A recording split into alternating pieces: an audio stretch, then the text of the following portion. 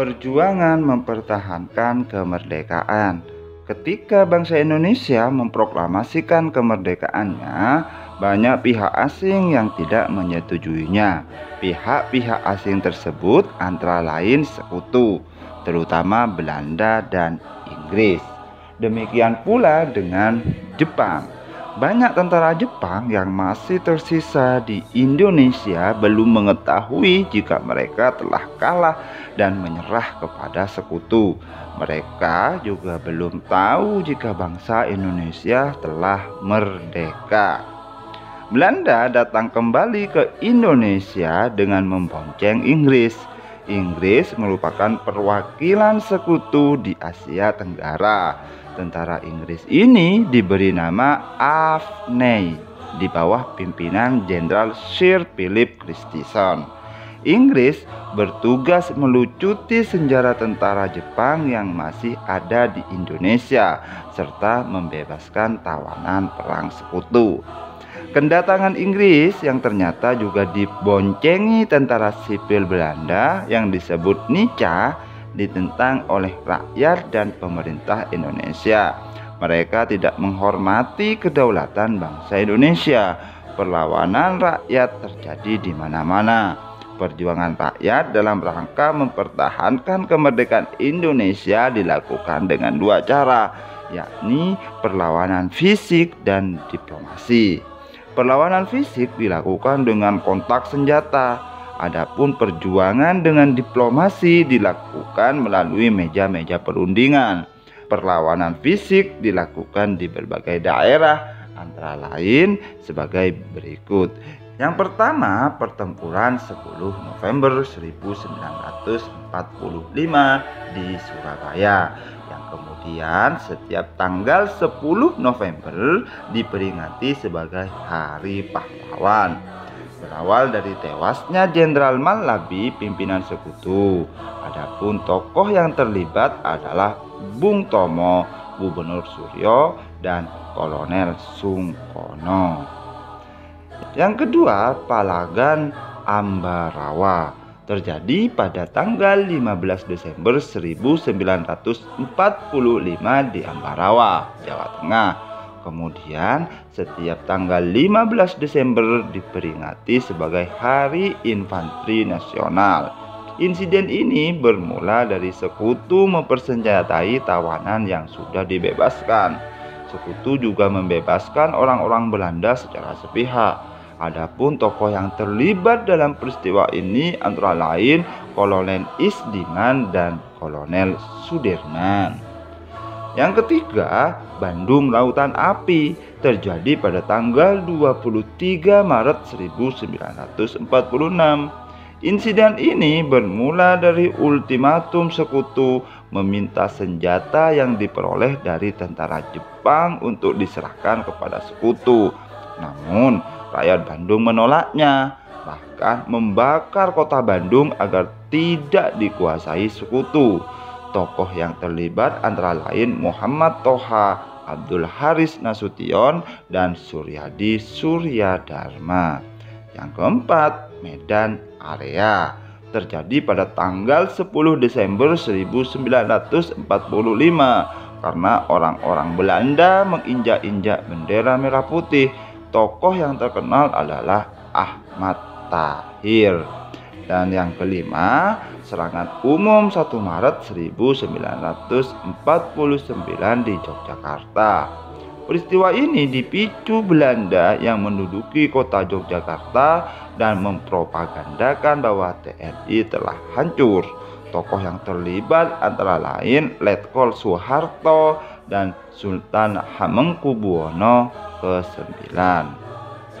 Perjuangan secara diplomasi juga dilakukan dari perundingan satu ke perundingan yang lain, di mana yang pertama perundingan Linggarjati.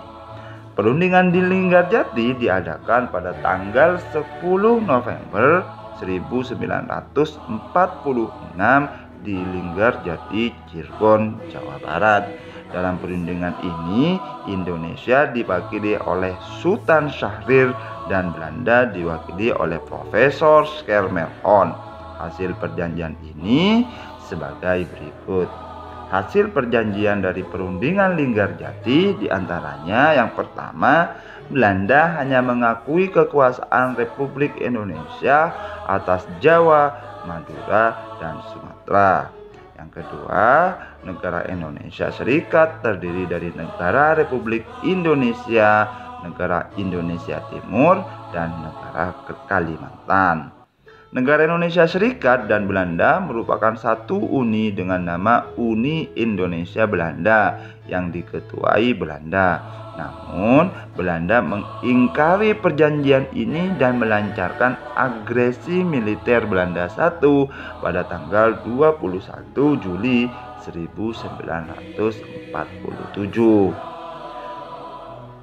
Perundingan yang kedua yaitu Perjanjian Renville. Perjanjian Renville diadakan pada tanggal 17 Januari 1948 di atas kapal USS Renville milik Amerika Serikat.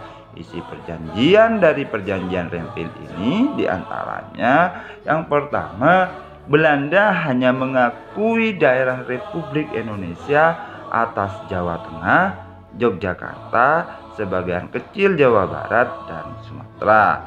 Yang kedua, semua pasukan Republik Indonesia harus ditarik mundur dari wilayah-wilayah yang diduduki Belanda. Yang ketiga, Belanda tetap berdaulat di seluruh wilayah Indonesia sampai diserahkan kepada Republik Indonesia Serikat atau RIS yang akan segera dibentuk. Namun, Belanda lagi-lagi mengingkari isi perjanjian Renville dan melakukan agresi militer Belanda kedua pada tanggal 19 Desember 1949. Perundingan yang ketiga yaitu Perjanjian Romroyen. Perjanjian Romroyen ini diadakan pada tanggal 17 April 1949 di Jakarta. Indonesia diwakili oleh Muhammad Rum dan Belanda diwakili oleh Van Rooyen. Isi perjanjian ini diantaranya yang pertama, pemerintah Indonesia dikembalikan ke Yogyakarta. Yang kedua, menghentikan gerakan militer dan mengembalikan tawanan.